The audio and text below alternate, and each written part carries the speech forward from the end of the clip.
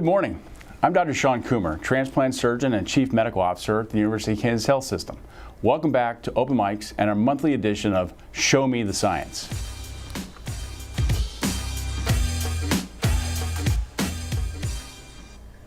Athletes use creatine to fuel their muscles and boost performance. A pilot study here at the University of Kansas Medical Center suggests creatine may also fuel the brain. It's early evidence, but it suggests there could be an affordable, non-pharmacological method for improving cognition in Alzheimer's patients. Today, we're exploring the study and connecting the dots between Alzheimer's and your brain metabolism. Joining me at the desk today, the researcher who led this study, Dr. Matthew Taylor. He is an associate professor of dietetics and nutrition at the KU School of Health Professions, and we're also joined by the co-director of the KU Alzheimer's Disease Research Center, Dr. Jeff Burns, online. Hi, Dr. Coomer. Good to see you, Jeff. And also a sports medicine doctor and orthopedic surgeon, Dr. Scott Mullen, who, by the way, has been using creatine himself. Dr. Mullen, let's start with you. Creatine has become a very popular fitness supplement. Can you explain what creatine is and how it helps the energy supply in our muscles?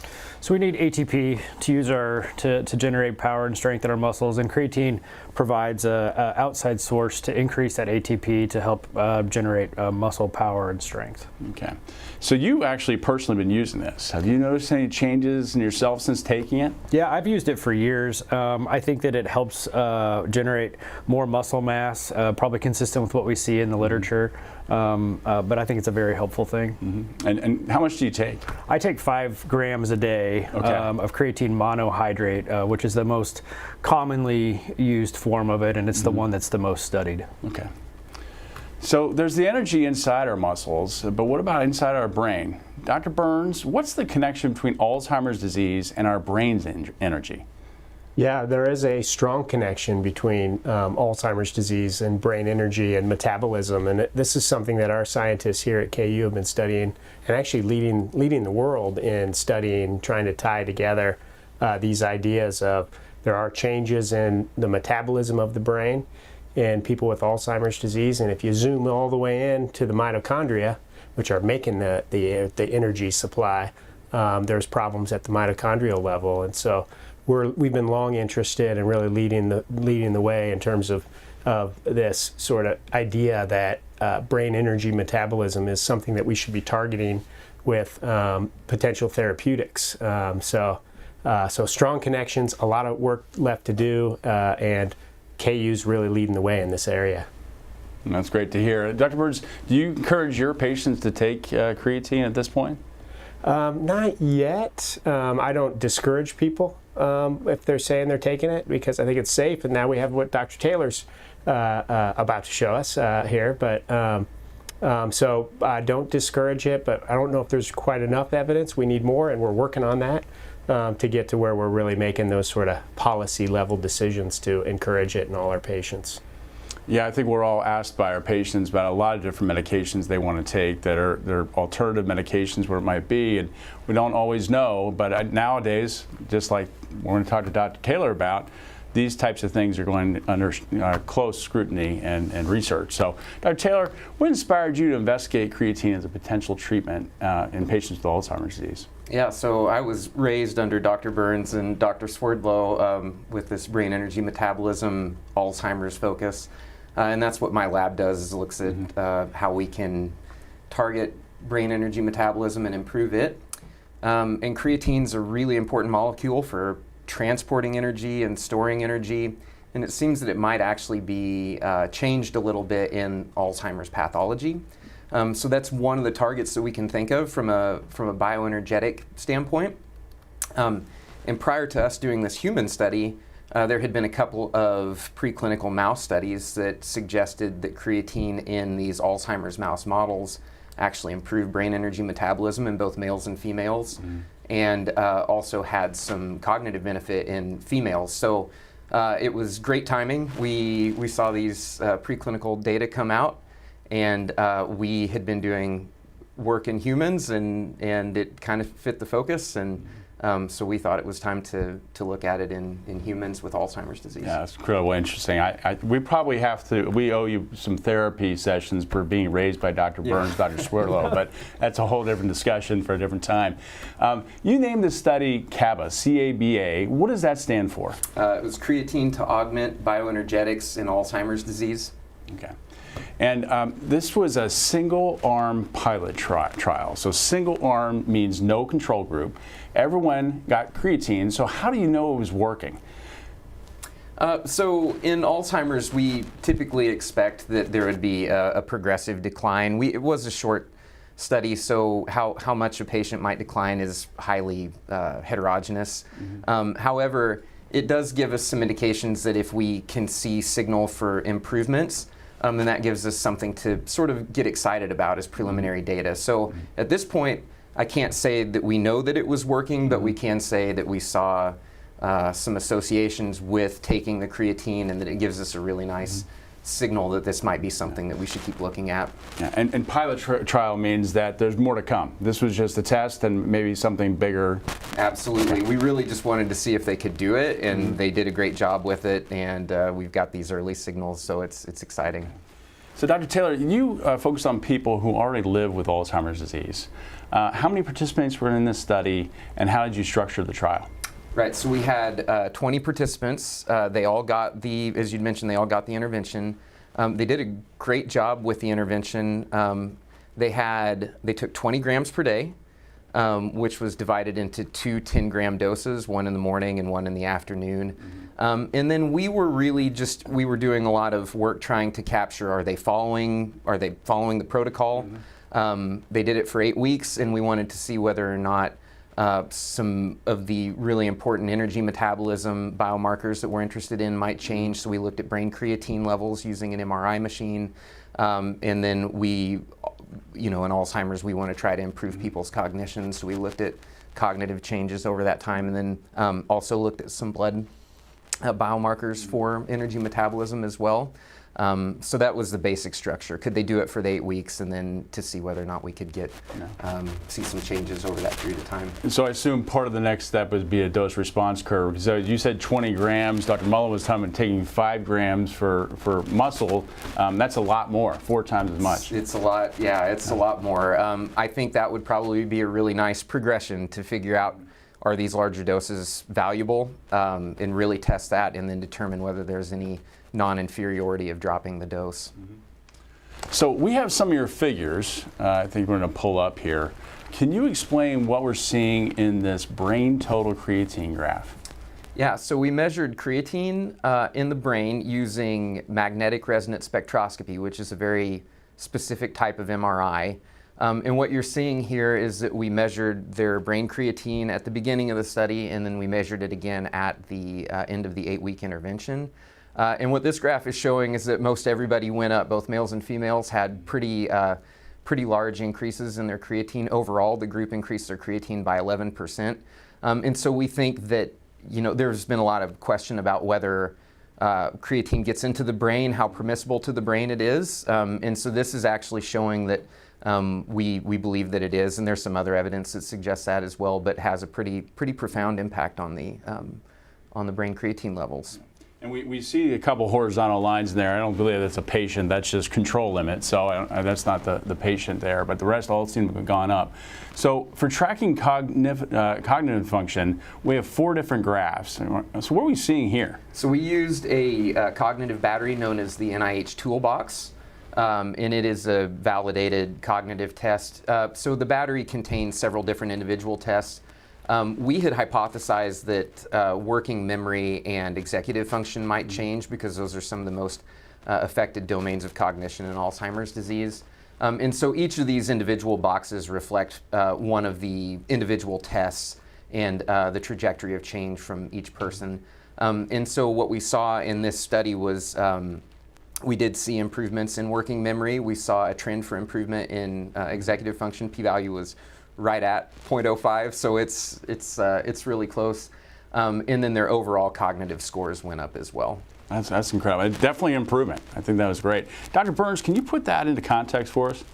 Yeah, I mean, I would say that for sure this is really exciting and encouraging, and arguing that we need to take the next step and do bigger trials to be more definitive. What Matt's laid out, or what you've laid out, is the data that shows that we're seeing creatine get into the brain, and we're measuring that, and we're seeing evidence of some cognitive benefit. But you also pointed out this is a single arm. There's no placebo group that we're comparing to. People can have practice effect when they do these tests. And it's a pilot study. It's a small study, but certainly this is what we want to see in sort of the steps towards really proving something like creatine can be helpful in people with Alzheimer's. So a really important first step, and very encouraging. And we're ready to go to take it to the next level. Yeah, I think the next logical question we'll probably get into later is it going to help somebody without Alzheimer's? We'll talk about that later, I think. So, Dr. Taylor, what are the biggest limitations, or what needs to happen next to confirm these results? Yeah, so Dr. Burns actually laid out a couple really important limitations. It is a small study. In Alzheimer's is a heterogeneous disease, so we can't predict how a person's going to decline over 8 weeks. So are these before and afters? Are they potentially practice effects? I think that we could probably make an argument that they may not be practice effects, but we still have to test that out. Not having a control arm basically means that we aren't able to compare that to a control to see whether or not those trajectories are different from each other. And so, yeah, the next steps are going to be we need much larger sample sizes. We need to have a control group. There needs to be placebo-controlled and double-blinded, so that we as researchers and those that are participating in the study don't know what they're getting. And just continue with some of the same rigorous measures that we were using in this study as well, maybe even some updates to the cognitive battery to be more reflective of what kind of changes we have seen in historical clinical trials in Alzheimer's disease that align with drug trials and things of that nature. Well, you might have a couple placebo patients here. Dr. Mullen being one maybe. What are some common side effects of creatine, and are there any safety concerns with long-term use? So the most common side effects that are reported are some people get a little GI upset or a little nausea with it. If you're not taking the double dose a day and you're taking the 5 grams a day, if you just take it at night, oftentimes that alleviates that. Cramping can be a concern because if you're not staying hydrated and drinking enough water, you can get muscle cramps. Some people will complain of weight gain, but it's probably because of more retained intracellular water within the muscle rather than truly gaining weight from it. Creatine is one of the most studied supplements on the planet. There are over 140 meta-analysis and systematic reviews on it, indicating that it is a very safe substance. Back when I was in high school, there was big concerns that this was taking steroids and this was something that was very unhealthy and bad for your kidneys. And in fact, the studies have shown in otherwise healthy adults, no impairment in renal function, no impairment in hepatic function. There is caution recommended in patients who have any baseline kidney disease, liver disease, hypertension, things like that. But in general, this is an extremely safe supplement to use. And again, one of the most studied supplements on the planet. Do we know of any interactions with other medications? Like when you think about statins, sometimes people get myalgia, muscle cramping and pain with statins. Anything like that? I don't think there's a correlation there. I think it's more from dehydration that people get it. Okay, great. Dr. Burns, what does the realistic timeline look like for moving from this kind of pilot study to a larger clinical trial? Well, that really comes down to funding. I know Dr. Taylor's ready to go. He submitted a grant months ago, and we're waiting to get a review on that. And, we need NIH funding, National Institute of Health funding, to remain strong. So advocate for NIH funding. If you're interested in science like this, it's really the only place we're going to get funding for studying something like creatine. And so the timeline is we're ready to go and ready to move, but it does take some time, and it's usually in assembling and sort of winning those grants to move this to the next phase. Yeah, grants are tougher to come by these days, and obviously with the government shutdown last night, that makes it a little bit more difficult. But But Dr. Burns, can you tell us how long does it typically take for something like this go from clinical trial to advice from your doctor to receive this? Yeah, I mean, we want to be right. We want to prove. It's really hard to prove something. And you can see these are the early steps. You can see how we're going about proving that we're engaging, metabolism, we're engaging the brain, and then we're seeing some pilot evidence of cognitive function to take the next big step. And it's a series of steps to really prove something, and it takes years, and it takes a lot of support, a lot of money to pay for the team that we've assembled to run these studies and all the work that it takes. So it's a process. We need to follow the process, and it takes time, but we're ready to go. All right. Well, Dr. Burns, thanks for joining us. I understand you have to go see some patients, so we really appreciate you being with us. All right. Thanks for having me. We're here to answer your questions. Please send them in using the information on your screen. That includes the chat on YouTube or Facebook, or emailing the Medical News Network. Let's check in with Doc Hawk. The most recent data shows that respiratory illnesses, including flu and RSV, remain very low, and it seems COVID activity is reduced as well. Is that correct? Yeah, absolutely. We know that from national data, certainly we didn't have as high levels here around the Midwest as they did on the coast. But if you can see here, this is for Kansas. This is from the CDC, updated on September 26.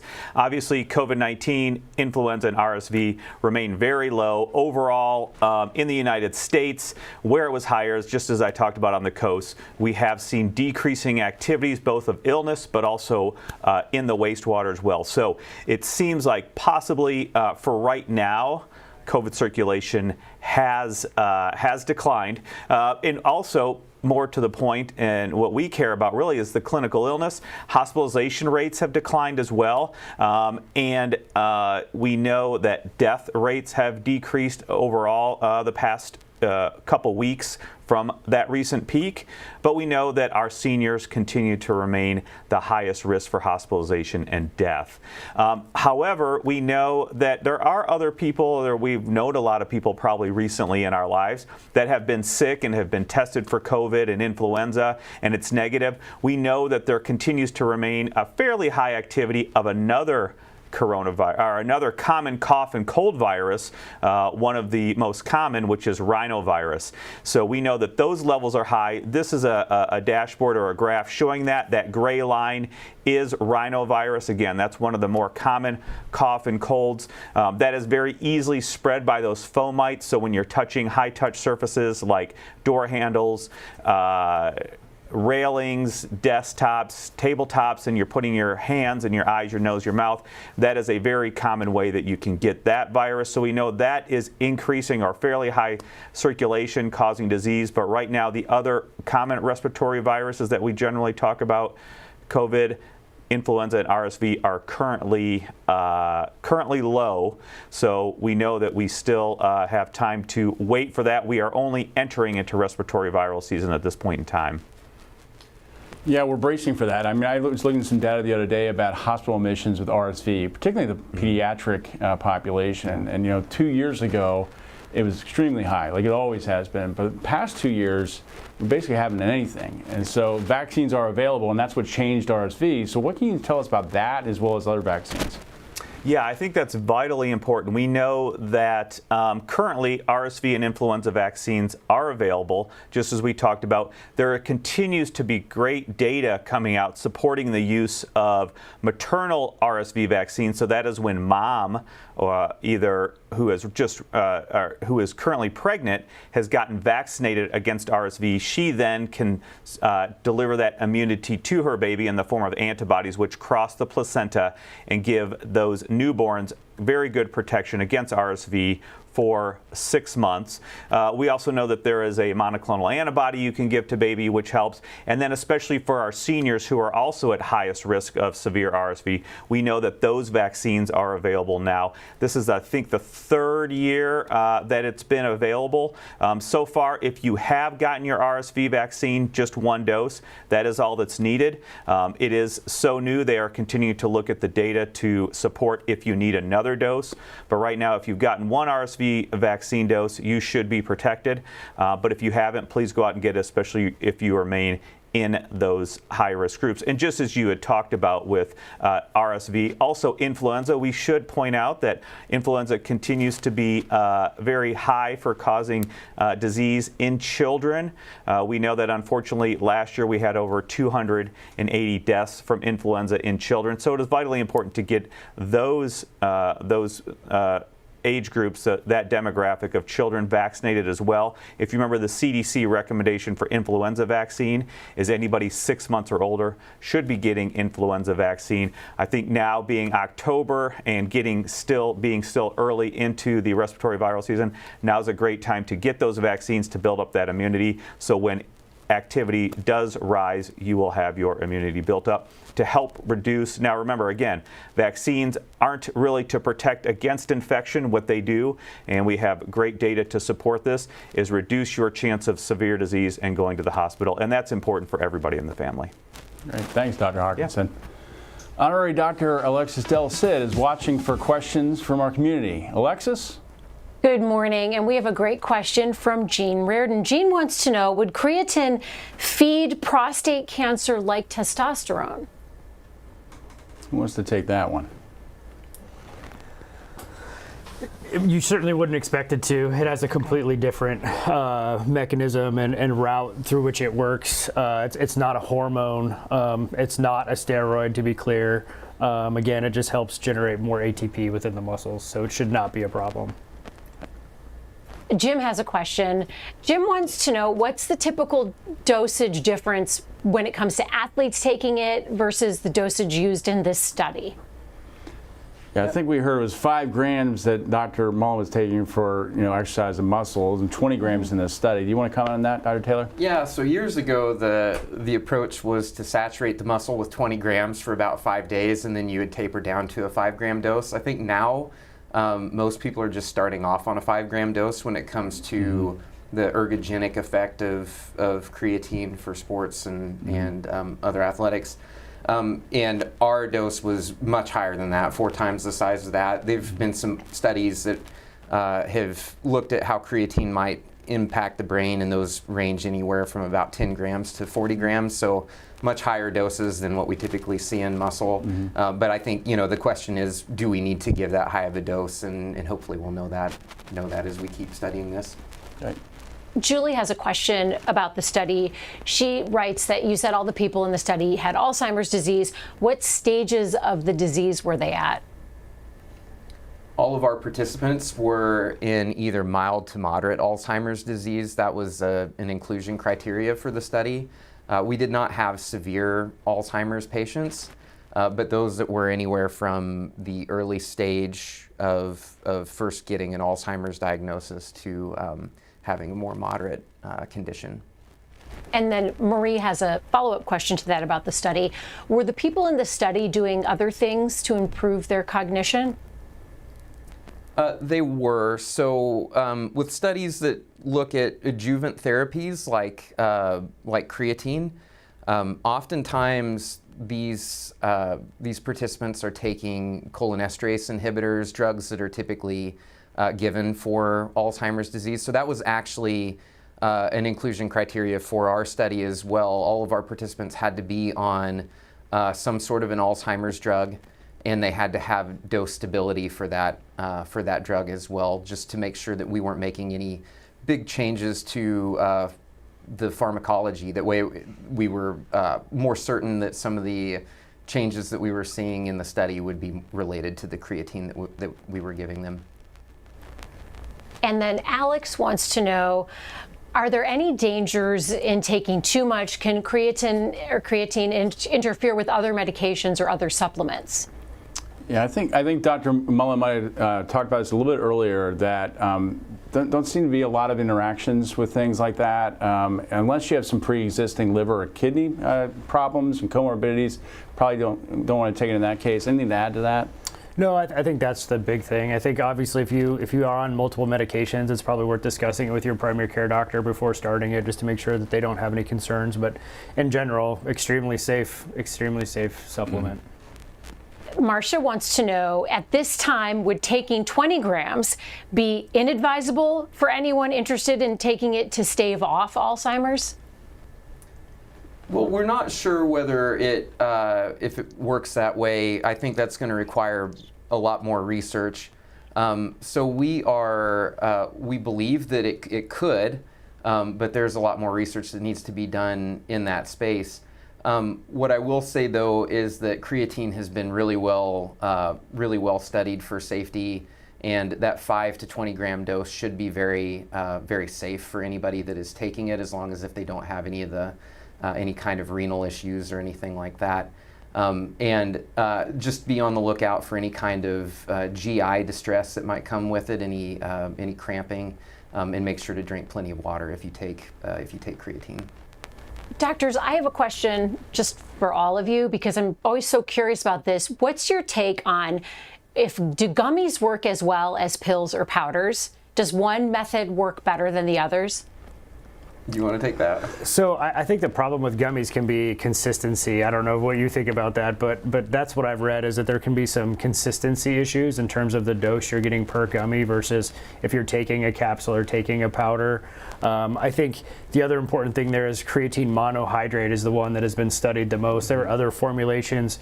Creatine hydrochloride or creatine HCl is a new kind of popular one, because you can take maybe a smaller dose, and so maybe you have fewer side effects from it. But there's very limited evidence out there on creatine HCl versus monohydrate.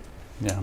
The drawback to gummies is you just have to take so many of them to get a high dose. They typically have about 1 or 2 grams of creatine in them, and 2 grams would be a really high dose in the gummies. So if you were trying to hit 5 grams, or if you were trying to hit a higher dose than that, it would take lots and lots of gummies to get there, and powder is just a lot easier way to get there.